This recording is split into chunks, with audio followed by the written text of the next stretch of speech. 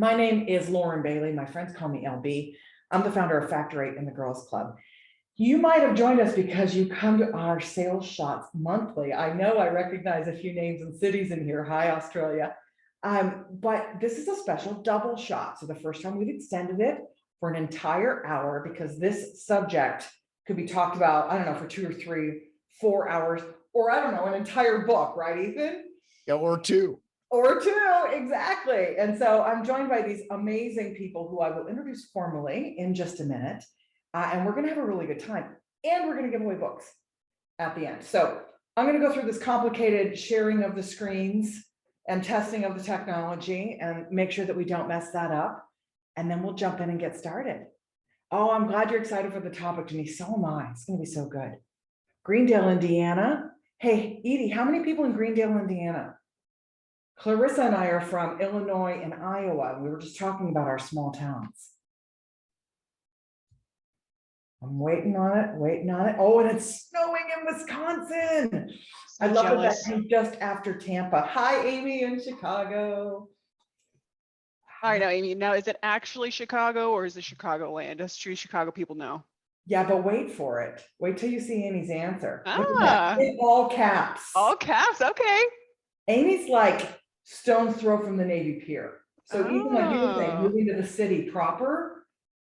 Mm-hmm. Yeah, I was Logan Square before Logan Square was a thing. And for everybody else who doesn't know that Logan Square is a thing, there's your first tip. Logan Square is a thing. I like that. All right, everybody should be seeing our 10 plus tips to build a human connection on sales calls. Let me introduce these two fabulous people who are joining me today. Ethan, I've loved getting to know you over the last few months. Chief Evangelist at BombBomb. BombBomb is one of the coolest tools, especially important for building a human connection. Why don't you just help the viewers get to know you for a minute? I could do your bio, but that's no fun. Then I'm just reading and everybody can tell I'm reading. Okay. I've been here for a decade straight, which is insane. Most people don't stay at a software company for a decade, but it's because I'm doing work that is, I think, very meaningful and important. I'm doing it with people I care about and who care about me, and we're doing it with people we care about and who care about us and the relationships that their business is built on. And so started as VP marketing, actually started as the only marketing person. And I guess we just called it VP marketing, so it like carry some weight. And then we hired Steve, who you know, we built the team out, and it's just been a really fun and interesting journey. Wrote 2.5 books along the way. One of them features you for many of its pages. And I think way too many pages, actually. I looked and I was like, I had a lot to say. Yeah. And it's solid. It's good. Well, the whole book is solid. I love this book. I've really, really enjoyed it. I got so much out of it. So if you like this idea of you or your team having a differentiator, right, on being more human, you like cross your fingers that you get the book. I'll tell you how that works. And if not, then go out and buy it because you'll learn a ton by page 10. So Ethan, you wrote 2 books. You also host a podcast and, correct, and a leadership position at BombBomb. Yeah. Podcast is called the Customer Experience Podcast, and it's not the CX strategy or the CX architect show. I'm talking with sales, marketing, and customer success leaders about how to get out of their silos and unify in service of customers. So it's like the book Human-Centered Communication. It's very practical. Good. Very cool. That's great. People are going to just wait and tell them what you love, Ethan, by the end of this. Clarissa's been an SDR and a BDR at BombBomb. She's currently an AE. She is a Girls Club graduate, all around badass. Tell us about you. Yes, well, I'm just realizing too, I'm the only one with a headset. And I think that is because I started in office at BombBomb and it was such a crazy sales pit. I remember people were throwing stress balls. People were just going crazy in the background. So this has some noise canceling, which I don't need anymore. But Yeah. I look a little Star Warsy, so we'll deal with it. Yes, currently account executive at BombBomb, so I send videos all day, which is wonderful. I get to talk to people, get to be human, and it is the best. I will say too, that I am nervous right now because you guys are so intimidating, but not really. I mean, It's true. your I mean, we threatened your reputation life precedes just you. before we hit start, right? Exactly. So if I'm nervous, know that I'm human, and I think it will add to this call. So I so celebrate you for doing that. Thank you for your authenticity. How yeah. many webinars have you done before? Whew. I believe 1 or 2. I've done one with Alicia, and it was wonderful because doing anything with Alicia is great. Yeah. And I think I probably did something else before that. Okay, this is it. Lucky number 3. I appreciate the Third Star time's the Wars charm. reference. I don't know that Princess Leia, she might have had the buns, but I don't think she had the Christmas earrings. So well done. Yeah. Yeah, Well, that's- she can't be the perfect. movie was the poor. You guys, here's the book we keep talking about. Ethan, we'll give some credit to Steve as well for being your co-author. This is a really cool book. We're giving away 20 copies at the end. You're already registered, so we'll let you know if you win. So, feel free to kiss our butts during the show. Should we just pick our favorite people? Maybe by the end of the webinar? Melissa has already helped me, saying I'm fantastic. So Melissa gets a book. All right. This is fun. Hi, Curtis. Megan is crying over it. Get it done, girl. so much power. I love BombBomb for years, but I really fell in love with Clarissa during our Generation 4 cohort and Ethan during the writing of this book. He made me sound really smart, and I appreciate that. Here's what we're going to talk about. Why now? Like this whole idea of being human, seriously, we need a training class on this. Why? And what's the goal of getting more human? And then we're just going to go nuts with tactical strategies. I think we'll have time for questions at the end. Let's just see how this goes. Ethan, absolutely the smartest one and most strategic and cool thinker of this group. So I've got to give this to you first. Clarissa, really sounds like I just called you dumb, and I didn't mean to do that. And I was like, no, I would say the same thing. Yes. It's just blows my mind when we get a chance to talk. So why now? Why are we talking about being human? Why the hell did you write a book too about it? Just in general, the pendulum has just swung too far. Technology has gotten cheaper. It's gotten more powerful. I don't know that we've deployed it in service of the people that it should be. Who doesn't serve and who doesn't it? And at a certain level, we lose sight of why we're doing all this, right? We're doing this to create revenue, but not just to close a transaction, to create recurring and expanding revenue over years by being of service and value and being in a healthy relationship with other people. And when we deploy technology without that in mind, it starts to feel mechanical, inhuman, industrial. It's dehumanizing. Now I'm using your language, dehumanizing to the people even executing it, much less the people on the receiving end. And so, some people might turn their, nose up at the idea of words like empathy and vulnerability and authenticity and being human bubbling up in popular business culture, but it's happening for a reason. And it's because people have a hunger to do work in a more satisfying and meaningful way. Yes. Oh, well said, succinctly said, perfectly said. If you've gotten LinkedIn spam that you roll your eyes at, that's what Ethan's talking about, right? If you've gotten email spam, if you've gotten, all of it, it's just, I think it's just gross. And I don't want to buy from people like that. And you're exactly right. It makes me sad when we do that to our sellers. When we give them a script and 800 tools and say, we hired you for your personality, just don't freaking show it. Clarissa, what do you think? I would agree. All of, now that you mentioned that with the LinkedIn spam, I'm getting that as well. And the more that people will reach out with that, it makes it even more white noise. Mm-hmm. So when people are reaching out saying, hey, this is what I do, it just makes me feel even smaller, even more alone. So when someone breaks through that and they can say, this is what you do, and this is why I think that you are special and valuable, completely changes it. It's like it takes black and white to color. That's exactly what it feels like. I think that's neat. I noticed that about you right away in Girls Club.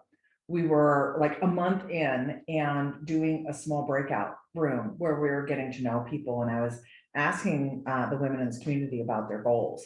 And I love that you straight up were like, I don't know. I'm here to figure it out. Here's what I think. Here's what I don't think. You weren't there to put on a show. You weren't trying to impress people. You weren't trying to pretend you had all your stuff together. You just showed up super authentically. And I always remembered you for that. So I'm super happy that you're here with me today. Yeah.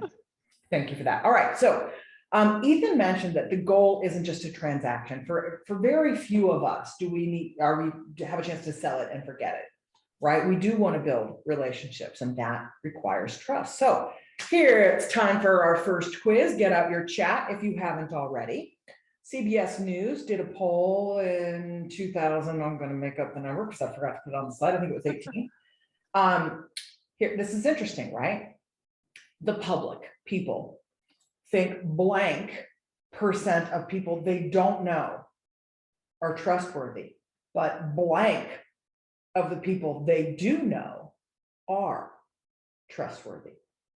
So the people out there, I trust what percent? The people in my group, I trust what percent? 30, 95, 20, 80. Opposite, 80, 20, 10, 90. 30 Really for math. Tiffany. That's great to hear. 80, 20, 70, 30. Hi, Trish. Hi, Rodney. Interesting, huh? I think we've got the crux on it. By the way, when I say blank like that, I feel like I'm Chuck Woolery. You guys remember the? Oh, totally. Did you hear that too while I was there? Okay, if you're not over 30, you won't get that, but look it up on like Nick at Night. The answer is 30% are not trustworthy, but 70% are trustworthy. And I was just thinking as we were doing this, that I wonder if that's different based on where you grew up. My husband grew up in Orange County, and he will not ever leave the house or go to bed without locking the door. Right? And I grew up in Cedar Rapids, Iowa. I would leave the keys in the doors. I will sleep with the doors open. I'm so fully trustworthy. How about you guys? You're small towns, right? Midwestern. We did that. We would leave the windows open at night. We left everything open. So it wasn't even a matter. Like if someone came through, there was no one around. So there's no point in locking anything. So yeah, isn't it fascinating? I love this on here. Megan's like, I trust strangers more than people I know. Megan, we're gonna have to take a second look at that, girl. All right, so what's the goal? Ethan, I think you talked about this already a little bit, right? Like the goal is long-term selling relationships with, I'm gonna go back to even your intro, with people who care about you and people who you care about. Do you want to add anything to that? Yeah, the only thing I'll add is that our last differentiator, we know that products at some level are commodity at this point. Features and benefits are approximately commodity at this point. And our last great differentiator is customer experience. Customer experience, the essence of it. I've asked this question to over 170 people on the podcast. I ask it to every guest. The essence of customer experience is how we make people feel. And every single human being, I don't care how badass or type A you are, you want to be seen, heard, understood, appreciated, valued for the unique individual that you are. Yeah. This is true of our employees, the people we're trying to recruit, of our customers, of our prospects, of everybody in our lives. And so when we talk about being more human, we don't just talk about being more ourselves and expressing ourselves in a more honest and personal way, rather than this kind of buttoned up, put on professional way, although that's part of it. The reason we do that is to make other people feel valued and appreciated, and to open ourselves up to connection. And that's why it's also more satisfying for us to do, and it's more meaningful for us to do. That's not the end. It's not the exclusive goal. The goal is also, of course, to make the business and the organization successful and to solve customers' problems. But when we talk about being human, that's what we're talking about. Yeah. Yeah. So the goal is authenticity. And as humans, we crave authenticity because we crave connection and really being seen. really being. No, I love And it. that's why, and I know we're not even into the meat of this thing yet, but one of the quotes, one of my favorite quotes from that you offered Steve and me when we were interviewing you for the book, is that being 20% more human is a massive differentiator. And the reason that's true is exactly what you just said. We all know authenticity when we see it, hear it, or feel it. We know when someone is faking us at this point. You might fool us once, but after a couple exposures, we've all been fooled a little bit on LinkedIn with someone that seemed sincere, but turns out not to be. We're not going to be fooled a second or third time in that way. We know authenticity when we see it. It's insanely refreshing. It was refreshing back when everything was mass media, mass production, mass marketing. It's just as refreshing now when everything is fake personal, fake empathy, automated and robot driven stuff. We can feel that at this point. And that's why being 20% more human is a massive differentiator. I want to tell you that I feel that when you say people want to be seen and they want to be known, right? I threw a party last night, and because that's what you do on a Wednesday, on a school night. And my best girlfriend and my neighbor both showed up with a bottle of my favorite Prosecco. And it was like, I don't know why, but just something that small, right? I was like, oh, I feel so known right now. I feel so seen right now. And it, like, I can't get past it. It brought a tear to my eye that they knew me well. And I might have a drinking problem also. That's different, but that's like, for another webinar. It's a different webinar. Yeah, I just felt seen. And that's important in all areas of our Well, life. that definitely reminds me, like what you mentioned about being connected. When we're connected to, the one thing that we all have in common is our humanity. So the more that we can tie into that, we're going to be able to connect with anyone, no matter where they're coming from. Yeah. But this actually reminded me of, say you're in a foreign country and you hear, out of the sea of voices that aren't your own, you hear your own language. Like that's what this does. This is how it makes you stand out, because you feel connected, you feel seen, you feel heard, and you feel like you're with someone. I love that. It's exactly what it feels like when you connect with somebody authentically. Well done. Well said. I want to paint this picture for you as well, everybody, why this is important. And then I promise we'll quit telling you why it's so important and actually tell you some great tips how to do it. I learned about this trust scale when I was building our class on building authentic rapport. And I'll tell you, I resisted for ages, even building this class, because I think most rapport wrote rapport building, and I couldn't stomach teaching somebody to ask about the weather, right? It just made me physically ill. So I was like, all right, fine, I'm going to do this, but I'm going to do this right. Like, I'm going to really teach people how to authentically connect. And so I was doing research on the trust scale. And here's what I find interesting, right? You'd imagine you start at the bottom and work your way up. Now, you don't always start all the way at the bottom. So the difference between mistrust and distrust is interesting. Distrust means I know who you are and I personally distrust you, right? Ethan, you screwed me over in the past, right? And you, my friend, I distrust. Mistrust, sadly, is where all salespeople start. Okay, it's an unconditional sus, right? You're a little sus. I don't automatically trust a salesperson. I'm no dummy, right? I wasn't born yesterday. So our goal is to move up, right? And so really good rapport building can help you get into this, considering, they might be good for a salesperson, all the way into conditional trust. And this is where we're starting to make a connection. All right, I'll trust you until I see how you service this contract. Or, all right, I'll trust you this time and we'll see how it goes until next time. Or I'll give you this business, but not maybe that business. And our goal as long-term salespeople and as humans is that unconditional trust. And that's when you know you've got that real relationship. And we can't go from 0 to 100. Right? But what can we do to go from mistrust to conditional trust and trusted faster? That's what we're really solving for here. And I believe, and you're here with me because I know you do too, the only way to do that is by being more human. by opening ourselves up so that we can give them someone to connect to and start building that trust. Any input on this slide or what your thoughts on that? For me, it always feels like a percentage. So on the distrusting side, I feel like we're in the negative. But the more you can bump it up just a little bit more, just 1 more % that you can trust someone.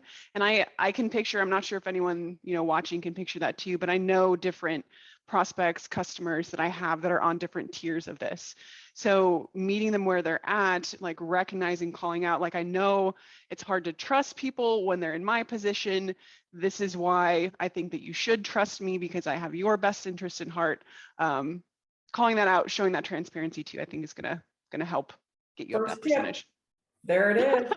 Yeah, the key, really good. And the key language there is I have your best interests in mind. It's so critical.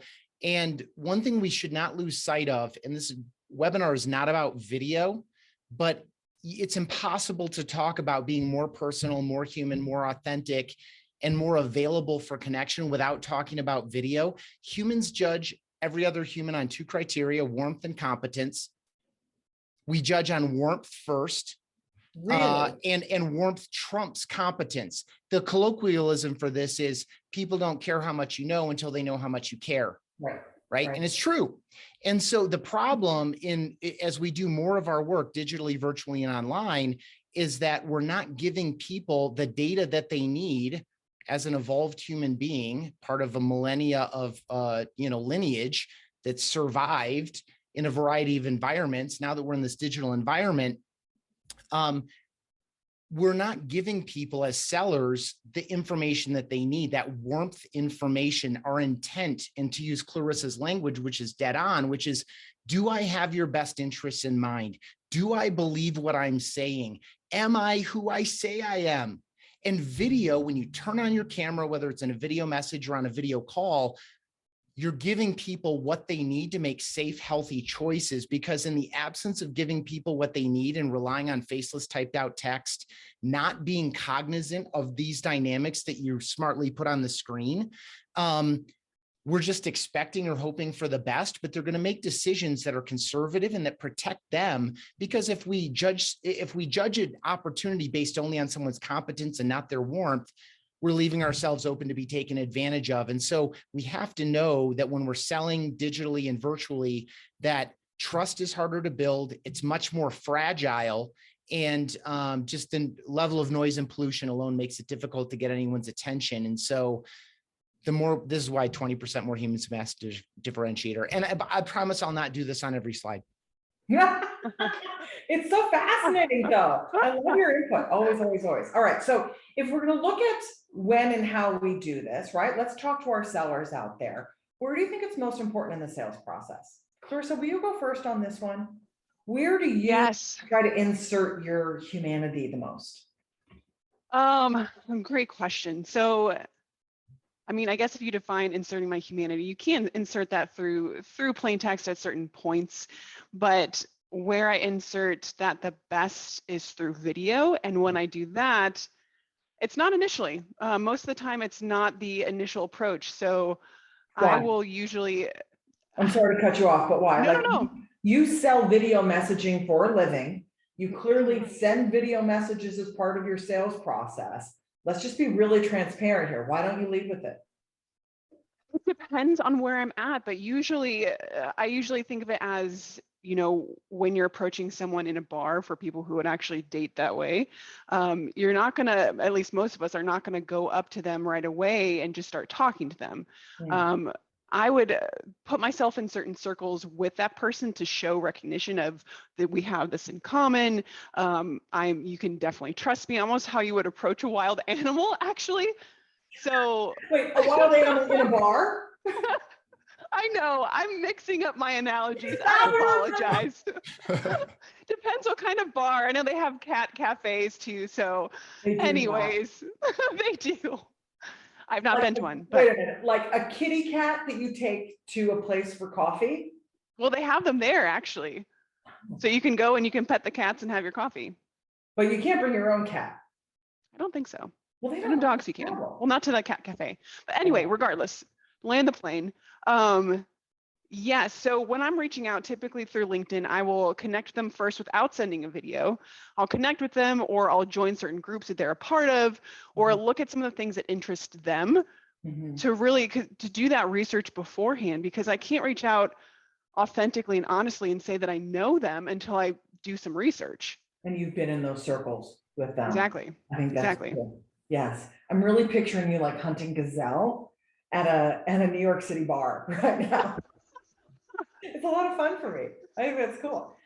One of the things I learned about BombBomb as I was getting to know them so well through the last few years at Girls Club is that people are using video at all different places in the sales process. And it's not just about getting more sales and prospects, it's about keeping the connection. A lot of folks are starting to insert it later in the process, right? And or as handoffs or as keeping in touch and that sort of thing. I thought that was fascinating because I really believed before I knew you and the whole industry that the use case was send a video up front.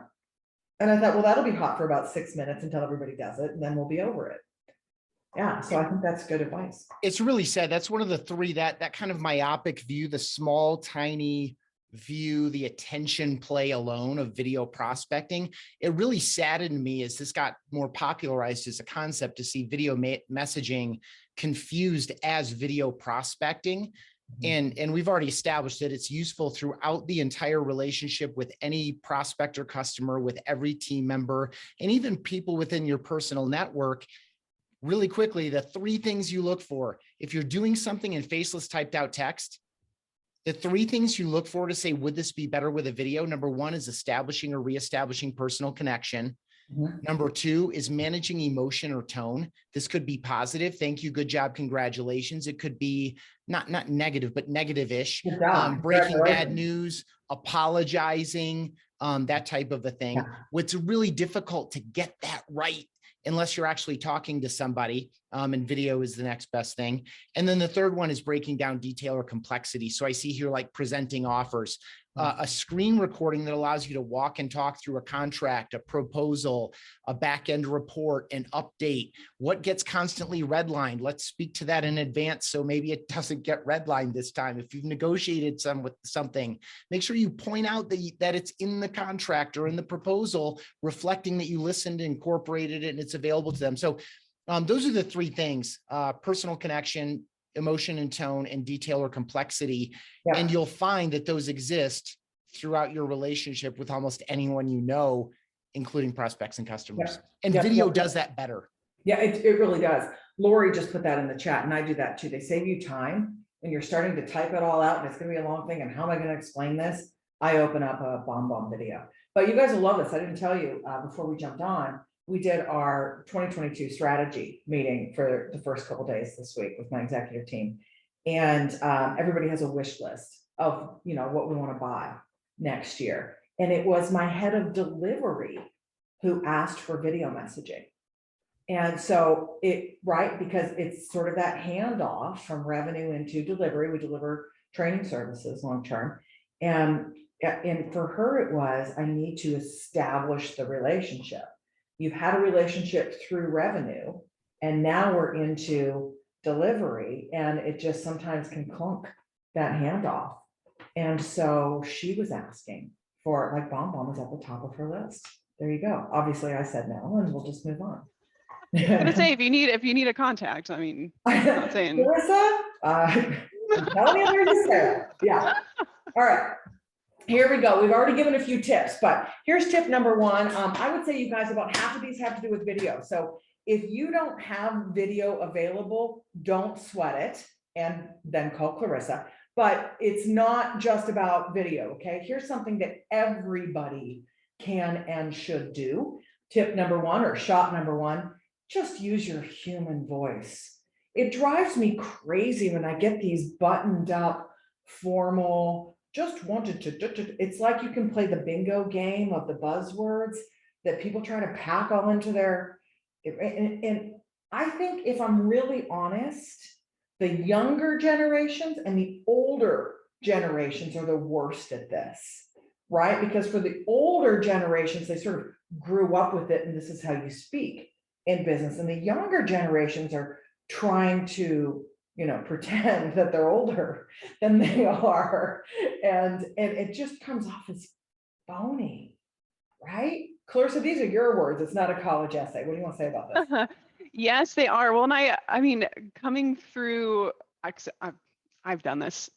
I've done this so many times, and I was actually coaching my sister-in-law on doing different applications and sending different emails, and she was typing something out and it sounded like a college essay. And I told her, I said, Heather, like, this does not sound like you at all. You are so bubbly and exciting, and these are not your words.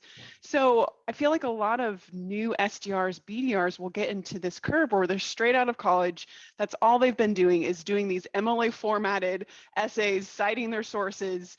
So they assume that that's how the business world is, and it's not. It's about relationships. If you don't have the acumen, so you don't feel confident, you almost put on this faux faux exterior of I'm so much smarter than I am. It's like You a should verbal listen to suit me. and tie, isn't it? Exactly. And it sounds funny because think of the two toddlers dressed up in the trench coat. That's what it feels like.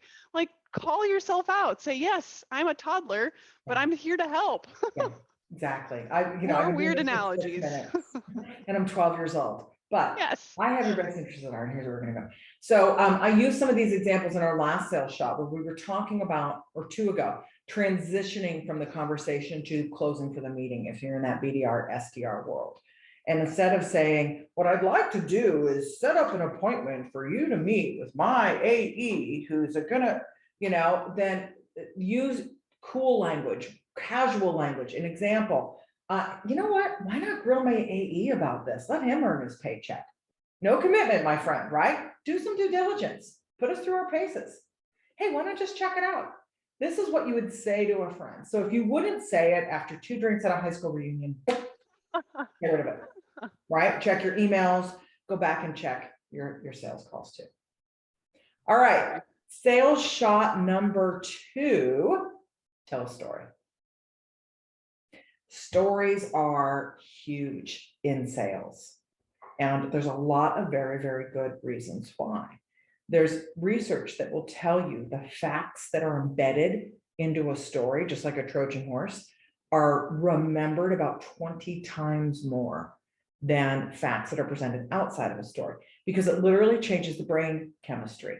Okay, it makes us turn on our emotional brain because it's a story instead of our fact focused brain that gets defensive to being sold. So it's removing those barriers, but it's also telling you something personal about me, right? I told you a story about a party that I had last night. It wasn't a great story, but you know a little bit. It was a about great me. story like 10 minutes before we went live. We had a lot more detail. It was amazing. We won't share that though. You NDA. understand, I drink on Wednesdays. But we know now about this, right? So do you ever tell stories using video too? Or do you like use video to get the meeting and then you record? Like, how do stories work in the BombBomb world? I mean, I will do both. Usually when I'm sending a video though, I keep it under a minute. So if I can include a short story in there, I'll do it. But also thinking about this too, stories and journeys are compared. Think about it when you're traveling somewhere. I usually tell directions based on the restaurants or the mile markers or like the different signs that you see along the way. Small town. You're like, go past the Hanson's old barn, Exactly. right? And turn on the old post office GPS. road. Yeah. Before MapQuest, before all of that, it was turn at the Dairy Queen, go 2 stoplights, you're going to turn over at the park here.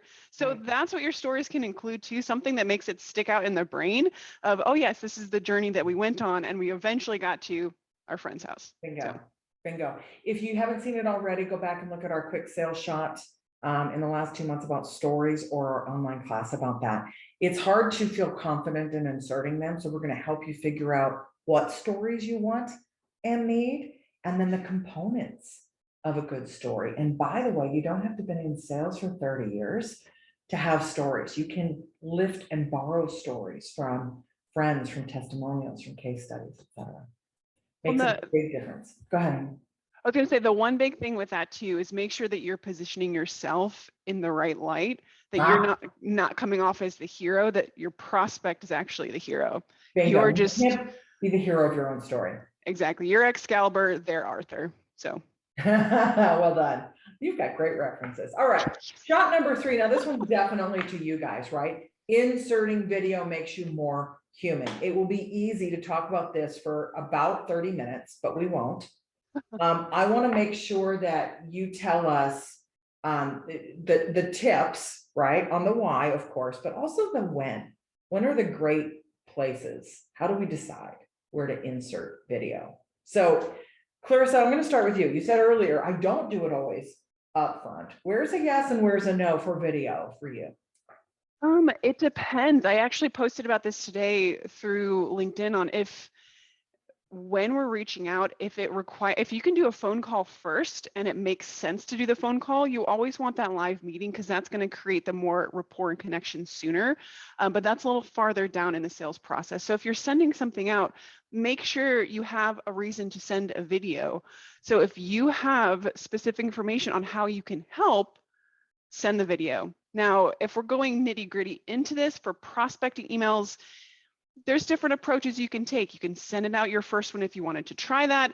If you're doing calls first, LinkedIn social touches first, including that, but making sure they're all connected. So the omni-channel approach that I'll take on the prospecting and the discovery is, for instance, connecting on LinkedIn, calling them, leaving them a voicemail that says, don't worry about giving me a call back. I'm going to send you an email. I also connected with you on LinkedIn. So they know that you're approaching from different areas. So you are human. You are taking, time and effort to connect with them.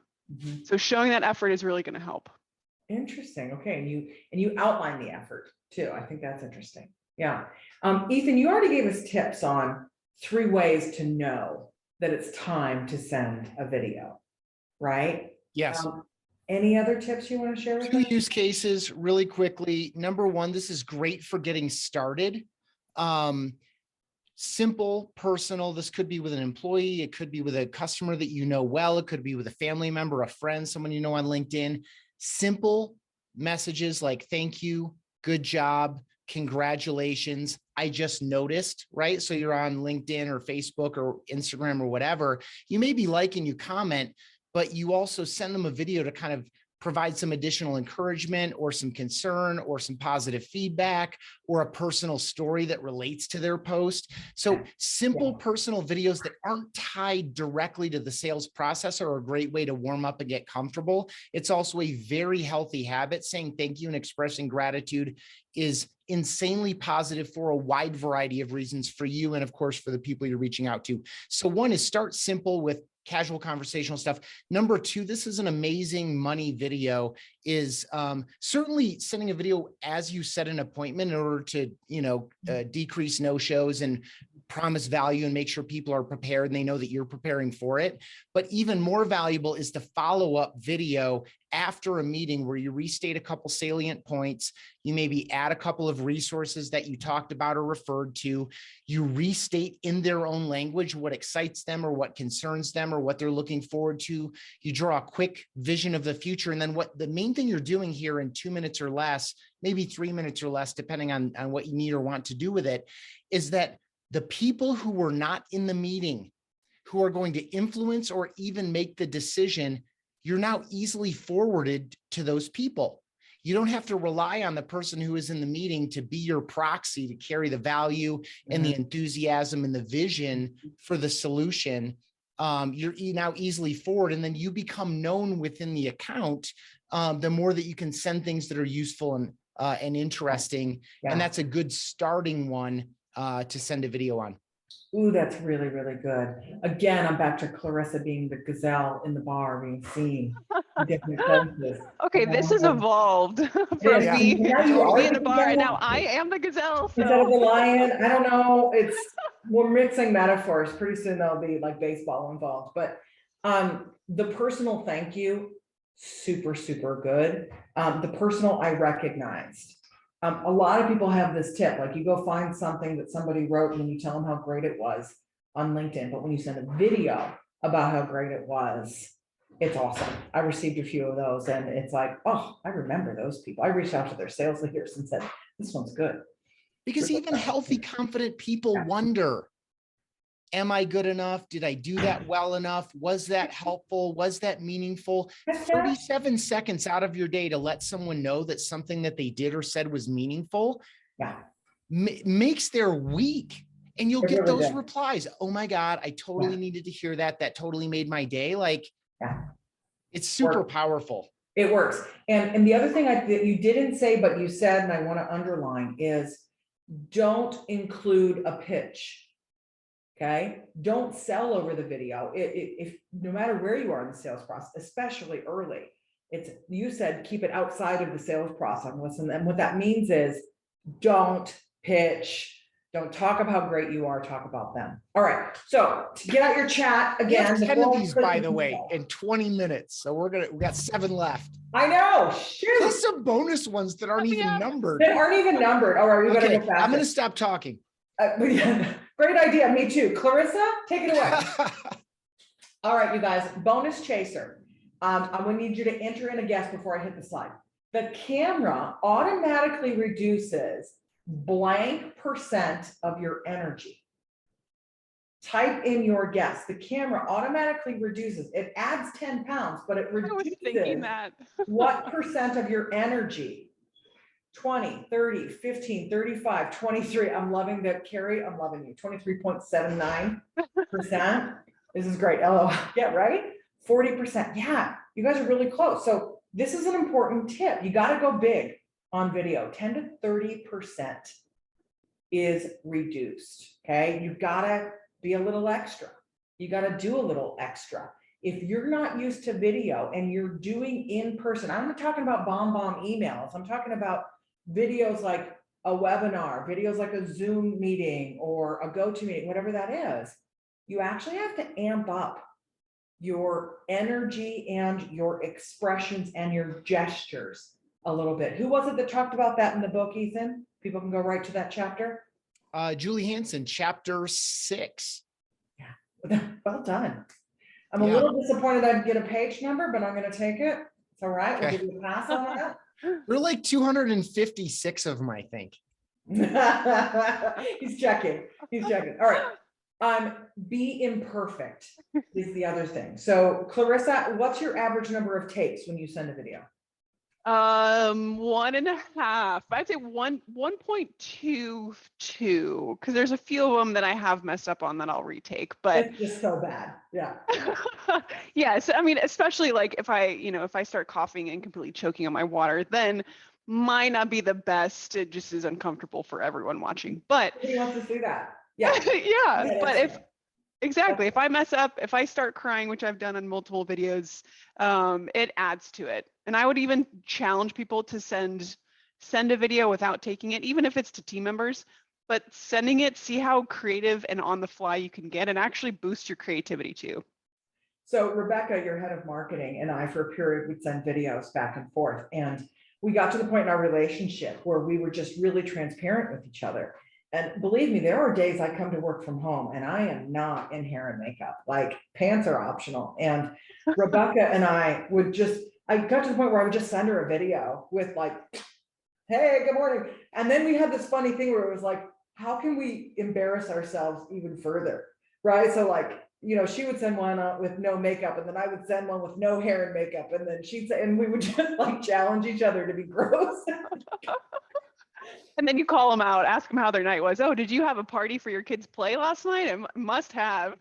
What I'd like to do instead is be like, Rebecca, that was such a good video. I sent it to everybody that I know. And no, I didn't. Be imperfect. When you mess up, even in a voicemail, use it. Don't fret, right? Like just call yourself out on it, because everybody has screwed up before. And boom, that makes you more human. And boom, you just raised up a notch on the trust scale. So trust yourself. It's okay. So this one is yours again, Ethan. It's going to be tough to do with just nods and gestures, but your idea was you've got to have structure and freedom when you're trying to help a team be more human. So 30 seconds, go.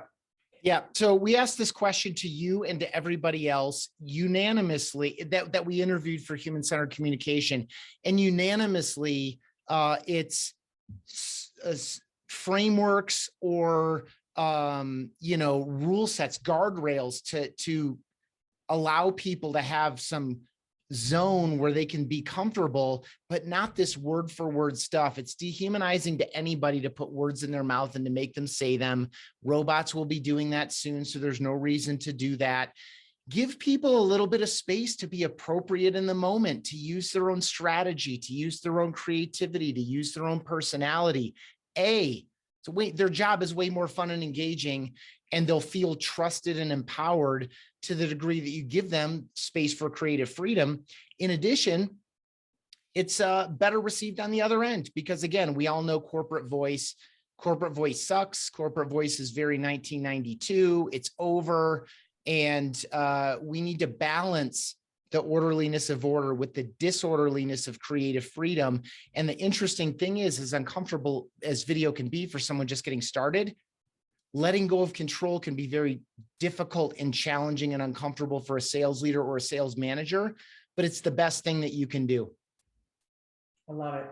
If I were a little more on the ball, I would repeat that we need to balance the orderliness of order with the disorderliness of chaos. Was that it? Creative freedom. Oh, Chaos is too scary. I'm not talking about chaos. That's the balance between order and creative freedom. It's like we need both. Like we need guardrails. We need some constraints. Send a video with this goal, right? In Yeah. your first call, achieve this. But yeah, here's some bullet points to rely on. Yeah. A checklist, not a script. Ditch the script, everybody. Yeah. Outline, framework, bullet list, whatever. Yeah. Love it. Thank you for that. All right, here we go. Number 5. This is for you, my sellers. Self-deprecate. All right. Make fun of yourself. If you're too sensitive to do that, get out of sales. All right. Here's 2 ways you can do that. One of them, be Clarissa. Remember, like in the first 2 seconds, she was new. And people love helping somebody new. Here's what it might sound like. You're on a brand new call, right? I love that you answered. Thank you. The truth is I'm pretty new around here and I'm just learning the ropes. And I was especially excited to talk to you because, okay, be new. People want to help. We record thousands of calls at Factor 8 during training. That's part of the special sauce, right? We try the skill, we record it, we coach it. And for companies that don't already have this set up, we'll use our own recording and we have to say that we're on a recorded line, right? That keeps us all out of jail. And what we do is tell them, hey, I'm in training today. So they're probably recording this call, right? So we give them something like that as the guideline for the script. Is that okay, right?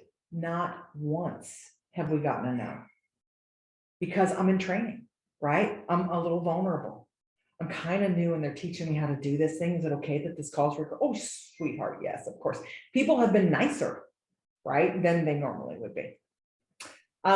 This one's called cred plus dep. There's a magic combination of credibility and self-deprecation.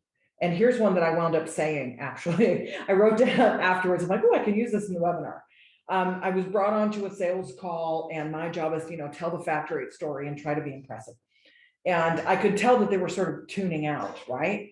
So it sounded like this. I founded the company 13 years ago. I've had the honor of collecting a few awards and training and coaching and inside sales. And is that fuzz in my hair, actually? So it's called the Pratfall Effect. They actually did a study about this. People want to know you're a big deal, but they want to know that you don't think you're a big deal. So you give your credibility and then make fun of yourself. Chris Pratt. Different, I think. A pratfall is more like John Ritter, I think. No, that's season 1 of Parks and Rec when he fell into the pit and was just, never mind. They're different, yeah, good, but that works, right? And hello, yeah. I think that's part of why we love him, though. He is kind of self-deprecating. People love an underdog. People love a success story. Try it. Here's another one I love, breaking rules. Now, this just fits with my profile anyway. But my favorite 2 ways to break a rule are selling against myself or telling a secret. Okay. So selling against is when, as a sales rep, you're actually saying, you know what, we actually might not be a great fit for you. Or this product you're looking at, I think there might be a better one for you and it's less expensive, right? You mentioned you need X, Y, and Z, and our strength is really in A, B, or C. People lean in like you wouldn't believe there. You're building trust. It's not about me and my commission. I'm going to help you get the right thing, even if it hurts me. Which is actually, it's a good point, is if you look at Miracle on 34th Street, not to be all Christmassy, but when he sends them to the other store, I don't know if he's with Macy's or if he's with the other company. I have to brush up on that. I haven't watched it yet, but he sends them to the other store to find this toy. And the lady comes up to the manager and says, this is a great initiative. I can't believe you guys would do this, sending people to other stores. You've got a customer for life. So interesting approach. For me. Yeah, I know I don't sell that, but these people over here do. Go there. Yeah. Telling a secret is not quite as strong as selling against, right? But it's the inside scoop of something, right? Oh, actually, you know what? We say it's a new service, but it's not. It's actually something we used to do. It was our most upgraded, our most requested add-on. We just improved it. We rebranded it. People really like it. You tell them the inside story on something, right? I've got a story about what factor 8 means, and then I have the real story about what factor 8 means that I only tell friends and family. So it's a way to endear yourself. Now you're sharing something together, right? Ethan, I bet you have the right psychological term for it. When you're in it together, I'm putting you on the spot, look at his face, and you're complicit, it's shared complicity. There's the word that came to mind was intimacy, like this closeness. Yeah, 100%. Good. All right, you guys, I want to hear about active listening. Everybody talks about it. Nobody's really very good at it, right? We teach catching and rephrasing as the basics. So what Ethan just did was, right, that's a nonverbal catching, right? I was trying to not do it because I was like, oh, I don't want you to think that I just copied it. Like, so catching means I'm listening and you can tell I'm listening. And if I don't have video, it's the yeahs, totallys, right? If you do have video, you're nodding. Folks, 80% of the folks I've been on video with fail here. If you're back here doing this, you're losing that deal. You've got to be 10 or 30% more, and you've got to be leaning in, and you've got to show that active listening. Yeah, Ethan, this next one is, I love this. You say, fill in the blanks, listen to blank, not to blank. It feels like a quiz, but I brushed up on it. I love that you attach to this too. Listen to understand, not to respond. You know, so often we're listening for like, okay, is that a kind of a coded objection? What is my, what card do I play when that comes out on the table? And like, it's this interactive thing, as opposed to listening to understand, listening to hear people, and then rephrasing to make sure that you understood it correctly. A, you're going to learn more. B, you're going to validate people and they're going to feel seen and appreciated and understood. Love it. Yep. Listen to understand, not to respond. Yep, I typed it in, which by the way is another cool bonus tip I learned from the folks at BombBomb. While you're in a video call, you sort of parrot the great things you heard them say. Maybe a slight rephrase like we did on the slide previously. This is also your language, active noticing. What does that mean? What, on a call, and Clarissa could probably might have a story around this, but like, as we're on these calls with people, paying attention to what's going on. Did they change their vocal tone? Did they lean back? Did they have they become distracted? Can you kind of, to use your language, can I kind of playfully shame them into re-engaging by chatting them directly, right? Like you can chat everybody, you can chat directly to somebody. So just paying attention to what's going on. And then of course, this other one of like what's going on in the background, great way to warm up a conversation. It's kind of like, it's a little bit like a how's the weather question, but it's more personal because we all share weather You know, what's going on around me is obviously a reflection of me. This stuff isn't here by accident. I made some choices. So those become things that we can talk about to connect with other people. So just noticing what's going on other people's, as opposed to looking at yourself and making sure you're framed well and making sure, like, we all get so caught up with ourselves, and or we become disinterested, multitask, or we just kind of chill and lean back. Actively paying attention to what's not being said, you're just going to be a better position to engage people. Of course. Well, and then also I love how you say, you know, everything that they're doing is a choice. So if you can call that out, like, any of this has been my choice. So the more that you can, like, say, oh, I hear you, I see you, literally, I see the choices that you have made, it's going to make them feel like you are actively paying attention. So yes, like, oh, I see your, you know, your horrible Packers flag in the back of your corner. Like, I don't support it, but I can see your choices. So You're the kind of person you are now, cheesehead. We're going to have some fun about this. I like that. I think it's a lot of fun. Good. Good on you. And by the way, I got replies. it goes both ways, folks. So it goes both ways. So if you're using a fake background, unless you've got a shower curtain or something humiliating in your situation that you can't use your own background, do it. You be a human with a real background and let somebody see your living room. You're going to stage it a little bit. You don't want an unmade bed, but it's okay to see the dog these days. It's okay to see, right? I didn't mean to put all of that in my background. Some of it was, some of it I forgot to move before the webinar started. But it, like, we all know we're on camera at this stage, folks. You're going to ask about it and put it there on purpose.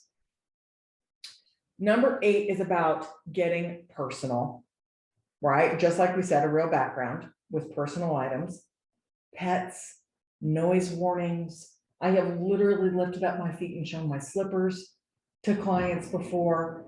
Be human, right? How would you act if this were your girlfriend with you? Now, I don't mean on your very first call and, you know, you have a belch and, you know, like, I don't mean be gross, but try not to be constantly buttoned up. How do you get personal when you don't have video? You share something. Pet peeves are easy to share. Children's stories. Everybody is talking about their animals that are with them during the day. Oh, it's, you know, it's Amazon Day.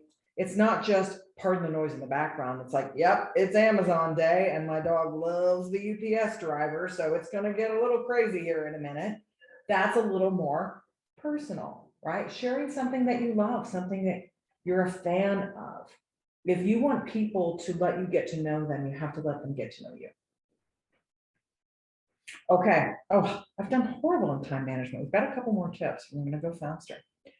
You got to get them talking, you guys. That's the key. It ain't about you. We've talked about that before. So this is one to write down and try. Instead of just saying, Clarissa, tell me everything about your checklist, right? If you notice something, trying to get you to open up cold, you start with an observation, then share. Now it's a series of questions and it looks like this. Oh, do I hear a dog? And now I'm going to make it okay for you to talk about your dog by saying, I've got 2 literally on my feet right now. What do you have? Closed question, easy to answer. Got a black lab. Oh, what's her name? Well, his name is, and then you get into an open question. But if you just saw a tail and you said, oh, tell me everything about your dog, they'd be like, weirdo. So you warm it up a little bit. Good. So observe and share, then 3 questions: closed question, follow-up question, open question. Magic. Magic. All right. I'm not even asking for your opinion anymore because we're going to run out of time. Always, always, always, always, always, always meet. I ended with the most important one. Don't sell over email. Don't sell over video. Don't sell over any of it. Go and LinkedIn, get the meeting. That's what it's about. So I love how you talked about, we've booked the meeting, then I sent a video to make sure they show up and tell them I'm excited. We met and then I sent a video, right? To show how important it was. I've got a little script that you can use in your email.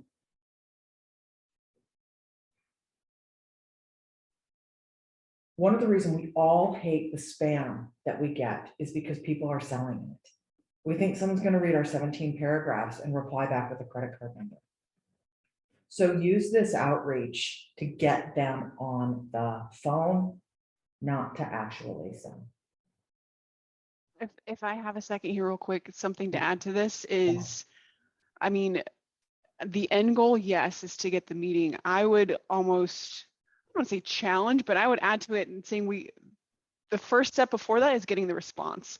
So we're going for the replies, we're going for the engagement first to start the conversation, because you can't, have a conversation without the back and forth. So the first is get the first buy-in of that response. Perfect. It's about engagement. I love it.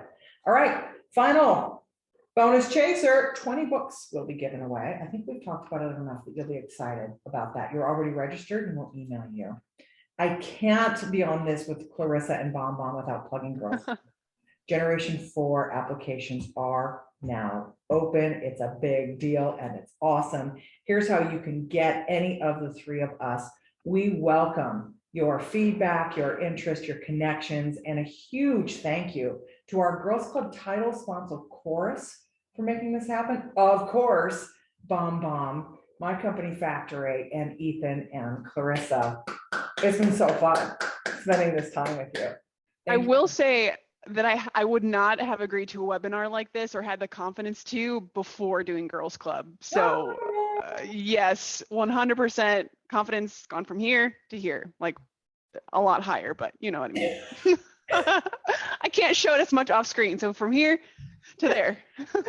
Listen, she's a gazelle. She barely has something with her, exactly. with her hooves. Gazelle in the city, It's been a ton of fun spending time with you all. I hope to see you in next month's sales shot. In the meantime, have a gorgeous and safe holiday season. Bye, everybody. Thanks for joining us. Thank you.